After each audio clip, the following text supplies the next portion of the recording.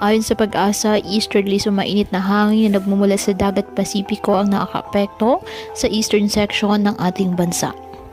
Sa ngayon, wala pong bagyo o low pressure area na minomonitor sa loob ng ating Philippine Area of Responsibility na maaaring makaapekto sa lagay ng ating panahon. Ngayong araw, ang Bicol Region, Eastern Visayas at Caraga, asahan na maulap na kalangitan na may kalat-kalat na pag-ulan na thunderstorms dahil po sa nasabing easterlies.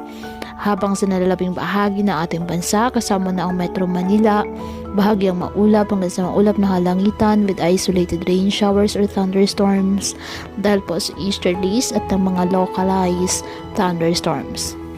Kaya patuloy pa rin po natin na pinag-iingat ang ating mga kababayan sa banta pa rin po ng mga pagbaha o pagguho ng lupa, lalo na kapag may malalakas na mga pag-ulan na pwedeng dulot ng mga thunderstorms. At ugaliin po na magdala palagi ng payong o kahit anumang pananggas sa ulan o di kayo nang po sa init ng araw kapag lalabas ng ating mga tahanan. At yan po muna ang update sa lagay ng panahon ngayong araw. Muli patuloy po tayo na mag-ingat at palaging tandaan, God loves you. Stay safe